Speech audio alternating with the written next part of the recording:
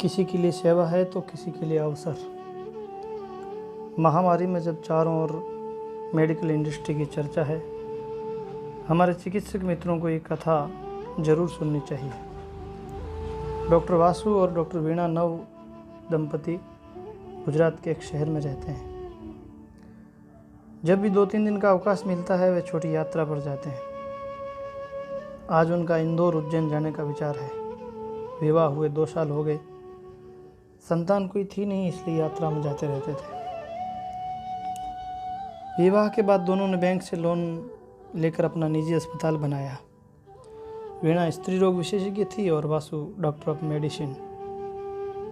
दोनों की कुशलता के कारण अस्पताल अच्छा चल निकला।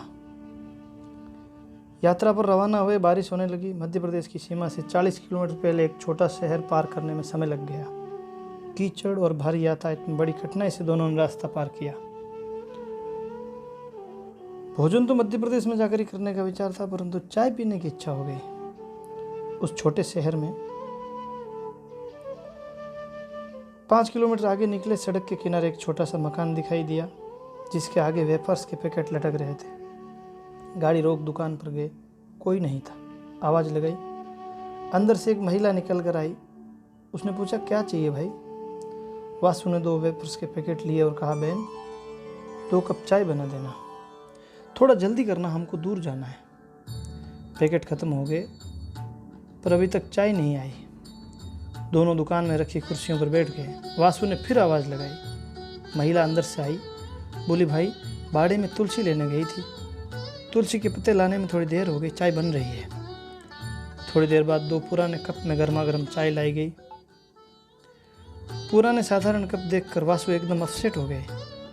कुछ बोलना चाहते थे, परंतु वीणा बेन ने हाथ पकड़कर उनको रोक दिया। चाय में से अदरक और तुलसी की सुगंध निकल रही थी। ऐसी स्वादिष्ट चाय और सुगंधित चाय जीवन में पहली बार पी थी। कितने पैसे हुए बहन?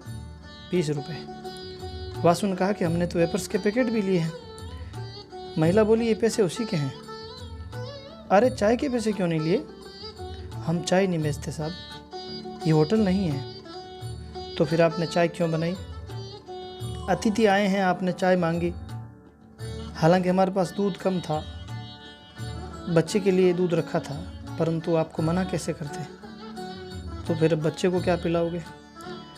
एक दिन बिना दूध के चल जाएगा साहब। इसके पापा बीमार हैं, वे शहर जाएंगे, कल तक बुखार ठीक हो जाएगा तो दूध ले आएंगे। डॉक्टर वासु सुनकर सन्न रह गए। इस महिला ने होटल ना होते हुए भी अपने बच्चे के लिए रखे दूध में से चाय बना दी, और वह भी केवल इसलिए कि मैंने कहा था, अतिथि सत्कार के रूप में। संस्कार और सभ्यता में साधारण सी महिला हमसे बहुत आगे है। उन्होंने कहा, हम दोनों डॉक्टर हैं, आपके पति कहाँ हैं बताएं। महिला उनको भीतर ले गई। अंदर गरीबी पसरी हुई थी। एक खटिया पर एक सज्जन सोए हुए थे, बहुत दुबले पतले थे। वासु ने जाकर उनका मस्तक संभाला। माथा और हाथ गर्म हो रहे थे और कांप रहे थे। वासु ने अपनी गाड़ी से दवाई का बैग लेकर उसमें से 2-3 टैबलेट खिलाई, फिर कहा, इन गोलियों से रोग ठीक नहीं होगा, मैं पीछे शहर जाकर कुछ इंजेक्शन और दवाएं ले आता हूँ। वीणा बोन को उन्होंने मरीज के पास बैठने का कहा। वे गए। आधे घंटे में दवाई के साथ दूध की थैलियाँ भी लेकर आए। मरीज को इंजेक्शन लगाया, ड्रिप चढ़ाई और तब तक बोतल भी लग गई। जब तक बोतल लगी वे बैठे रहे। एक बार और तुलसी और अदरक की चाय बनी।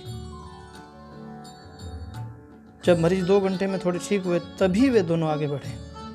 3 दिन इंदौर उज्जैन में रहकर जब लौटे तो उनके बच्चे के लिए बहुत सारे खिलौने और दूध की थैली आदि लेकर आए। वापस उस दुकान के सामने रुके महिला को आवाज़ लगाई तो दोनों बाहर निकले। उनको देख बहुत खुश हुए। आपकी दवाई से दूसरे ही दिन हम बिल्कुल ठीक हो गए। वासु ने खिलौने और दूध के पैकेट दिए। फिर से चाय बनी, अपनापन स्थापित हुआ। वासु ने अपना एड्रेस काट दिया, कहा, जरूर कभी मिलना। शहर पहुंचकर डॉक्टर वासु ने एक फैसला किया।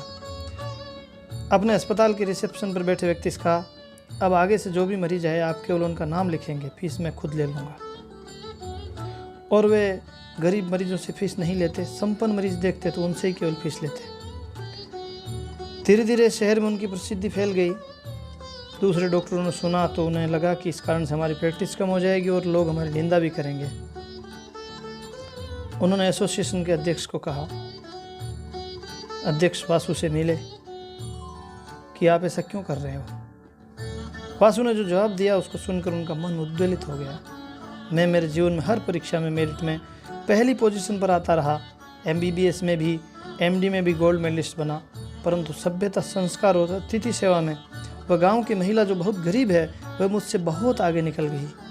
तो मैं पीछे नहीं रहना चाहता, इसलिए मैं अतिथि सेवा में भी, मानव सेवा में भी गोल्ड मेडलिस्ट बनना चाहता हूँ। इसलिए मैंने ये सेवा प्रारंभ की है। सारे चिकित्सकों से भी मेरी अपील है कि वे सेवा भावना से काम करें, गरीबों की निःशुल्क सेवा करें, उपचार करें। ये व्यवसाय धन कमाने का नहीं है। परमात्मा ने मानव सेवा का सर्वोच्च अवसर प्रदान किया है। एसोसिएशन के अध्यक्ष ने वासुभाई को प्रणाम किया और कहा, मैं भी आगे से इसी भावना से काम करूंगा। आज कोरोना महामारी को लेकर अधिकांश चिकित्सक इसे अपना व्यवसाय के लिए एक अवसर के रूप में देख रहे हैं।